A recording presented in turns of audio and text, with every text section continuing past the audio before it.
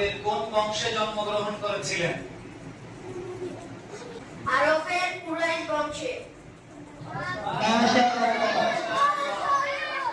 সে উত্তর দিয়েছে আমাদের প্রিয় নবী সাল্লাল্লাহু আলাইহি ওয়াসাল্লাম আরবের কুরাইশ বংশে জন্মগ্রহণ করেছে। আর উত্তরটি সঠিক হয়েছে। সাহাবী কাকে বলে?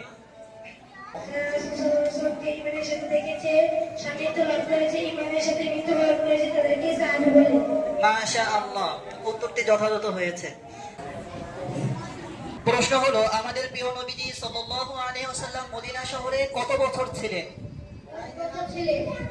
মাশাআল্লাহ, উত্তরটি যথাযথ হয়েছে। হলো আমাদের পরিচয় কি?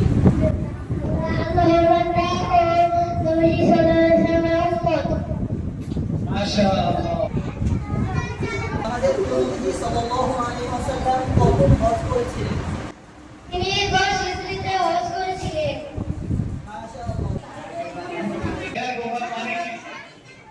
মক্কার পাশে একটি পাহাড় আছে, যার নাম হেরা।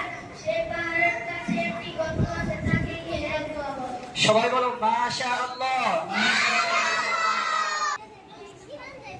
হিজরতের সময় হুজুর সাল্লাল্লাহু আলাইহি ওয়াসাল্লামের সঙ্গে কে ছিলেন? সাথে কে ছিলেন? মাশাআল্লাহ, মাশাআল্লাহ, উত্তরটি সম্পূর্ণ সঠিক হয়েছে। নবীজি হযরত মুহাম্মদ মুস্তাফা সাল্লাল্লাহু আলাইহি ওয়াসাল্লামের পিতার নাম কি ছিল? আব্দুল্লাহ। মাশাআল্লাহ, উত্তরটি সঠিক হয়েছে। ছিল হযরত মুহাম্মদ মুস্তাফা সাল্লাল্লাহু আলাইহি ওয়াসাল্লামের মাতার নাম কি ছিল? আমিনা। মাশাআল্লাহ। মাশাআল্লাহ, মাশাআল্লাহ।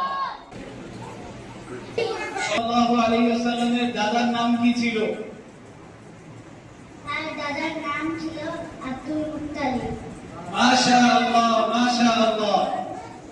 আসিয়ার উত্তর সম্পূর্ণ সঠিক হয়েছে। প্রশ্ন ছিল হযরত মুহাম্মদ মুস্তাফা সাল্লাল্লাহু আলাইহি ওয়াসাল্লাম কোন মাসে হিজরত করেছিলেন? রবিউল আউয়াল মাসে। তার উত্তরটা সঠিক হয়েছে। সবাই বলো মাশাআল্লাহ। প্রশ্ন ছিল হযরত মুহাম্মদ মুস্তাফা সাল্লাল্লাহু আলাইহি ওয়াসাল্লামের নানার নাম কি ছিল? আব্দুল্লাহ। মাশাআল্লাহ, উত্তর সঠিক হয়েছে।